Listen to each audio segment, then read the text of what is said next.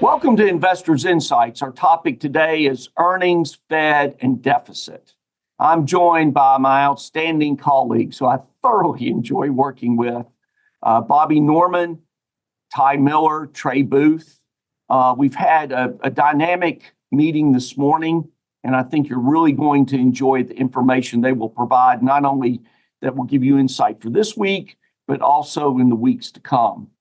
Now, that said, I have two things I want to share with you before I open up the floor for discussion. Number one is, here at Five Plan Partners, we know that this week is 9/11, and it's a week in which we are very thankful that the families and colleagues we had in the World Trade Towers lived, and that those in police, fire, military that also were involved that we knew lived. We also know that there were casualties and people who died in 9/11. And for that, we still hurt. We still have sorrow, because that's a day that we will all remember as Americans. And having been in the financial service industry and having colleagues in that building, we will always remember that day. In fact, if you come to Five Plan Partners here in our corporate headquarters, you will see an area dedicated to 9/11. We don't forget it. We will never forget. And we have so much to be thankful for in those friends and families who lived and moved forward on in their lives, and also in this country that has moved forward. And so 9/11, we will be very watchful and participate in that day.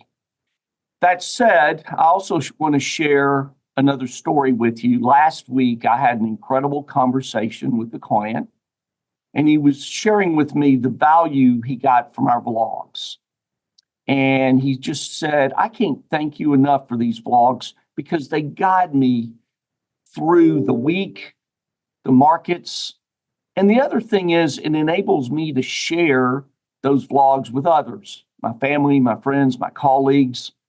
I hope you at Five Plan Partners understand the rippling effect you're having, not only for my family and me as clients, but also others around me when you've given them insight. And the fact that you guys do this is incredible. I thanked him for that information. And I also thought about that our tagline here at Five Plan Partners is better, richer, fuller, and that we get to live that every day as individuals and as a team and firm. How can we make people's lives better, richer, fuller? And so I always want to hear from you, good, bad, or ugly feedback. But when we get that kind of feedback, we thank you for watching the vlogs. He commented how he goes back to make sure the consistency of our data and information and how much that means to him, and how it's helped him educate others in his life about their financial picture. And so I just wanted to share that story with you because it's one that here at Five Plan Partners, when we're reminded the difference we're making for others, it means a lot. Now, with that said, Bobby, Trey, and Ty, I was totally blown away by your insight today. A lot of hard work and research. I hope people know how much time you put into this. And Bobby, start us off because you talked about earnings. That's why we got earnings, Fed, and deficit. Talk about that and what you're seeing out there. With the markets trading back last week and a lot of talk around the Federal Reserve waiting too long to cut rates, which has led to an economic slowdown, I want to point out that corporate America is overall healthy, and we are finishing up a very positive earnings season. Corporate earnings and profit margins are obviously an important driver of stock prices and trends. And so looking at this first chart that shows the percentage of S&P 500 companies that beat their quarterly earnings estimates, you can see that the second quarter earnings beat was 78.7%. That is higher than the average of 78.2% going back all the way to second quarter of 2020. So the beat rate was higher than expected, which has been a positive driver of the S&P 500 in recent weeks. We've also seen the year-over-year earnings growth rate at 10.9%, which is the highest growth rate since the fourth quarter of 2021. So we'll continue to follow earnings carefully over the next few months as the market continues to digest potential rate cuts and political uncertainty around the election. But corporate America is overall healthy based on earnings and profit margins. Yeah, and we follow earnings closely. At the end of the day, earnings tell you a lot. So the strength we've seen in the market, those earnings are behind it. So I thought that was great the way you summed that up, and also from the standpoint giving us an indication as we move forward in the year.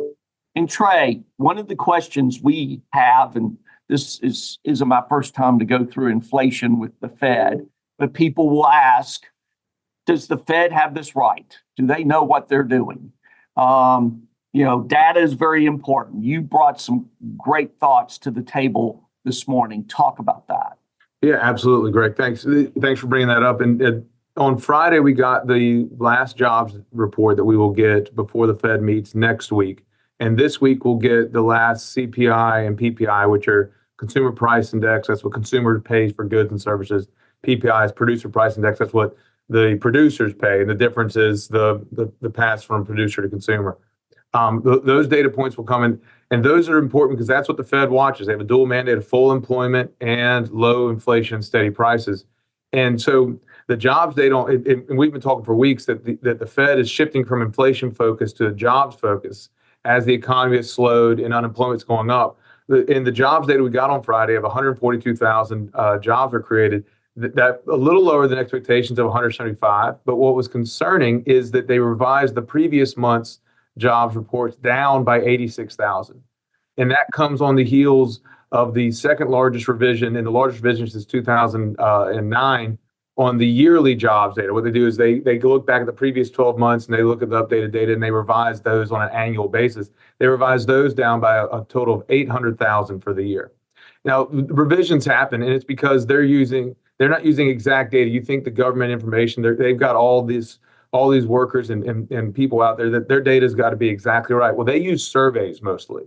And I think in this political season, you're also noticing that polls, which are also done by surveys, calling people and just asking people, what do you think? Who are you voting for? What the BLS does, they call, do you have a job? Did you have a job? Are you looking for a job? This is all done via survey. And it's becoming quite clear that the average American is becoming less and less willing to answer these detailed surveys. And it's making data that is driven by these surveys much less reliable. And so when you talk about a Fed that is data dependent, and I give Jerome Powell a lot of credit for being very transparent and saying that he's very data dependent, you've got to rely on dependable data. And so there's been some talk from our research partners and individuals in the economic profession around the dependability of this data and how the Fed's models may update based on that. And so it'll be very interesting to us to see how the market responds to the CPI and PPI. Is inflation still what drives the market in the Fed? We think it's more jobs. But then when the Fed meets next week on the 18th and comes out with their decision, how will Jerome Powell address being data dependent on maybe less than dependable data? So something we're watching closely. It's very impactful to the markets for sure.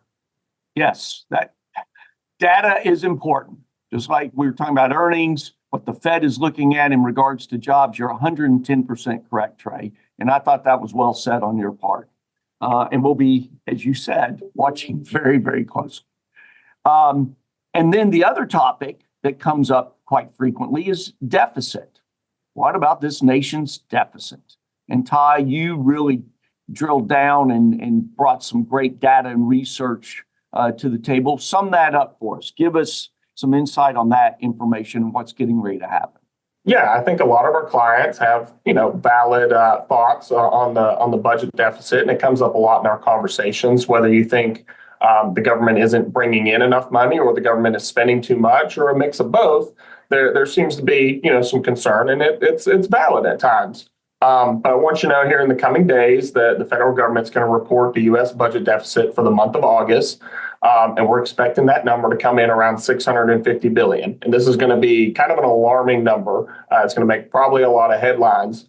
But to kind of ease your concern here, I want you to know that over half of that, about $350 billion of that deficit increase, is solely going to be a paper charge, because last August, the government took a credit after the student loan forgiveness plan was rejected by the Supreme Court. So, you're going from 650 billion to really just 300 billion, deficit. And while it's still a deficit, you're cutting that thing in over half, which is going to be a big deal and something that probably a lot of headlines aren't going to capture. It's a little more nitty gritty than that.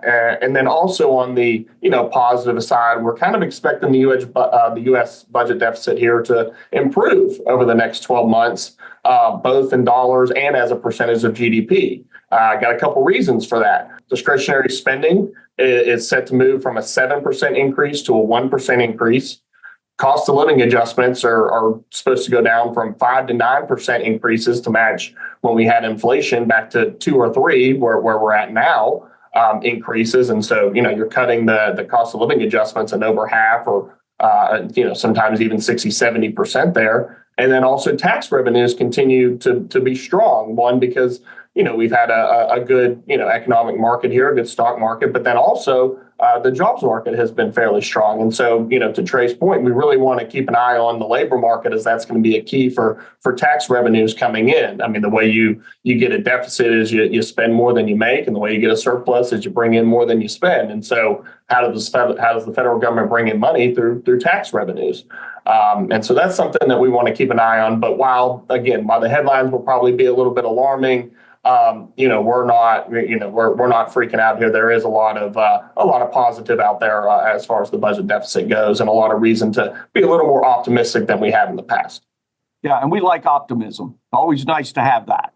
So, but like you said, fundamentally, whether personally or as a government, if you're spending it, you're saving it, it all matters.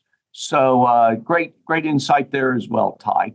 So folks, we hope you have a great week. Again, we're thinking of those families and friends that were involved in 9/11. And just know that here at Five Plan Partners, every day, we believe what James Truslow Adams wrote in his book, Epic of America. America is a land where people can dream of having a better, richer, fuller life. We want to make a difference in your life. We thank you for believing in us, and go have a great week. Thanks.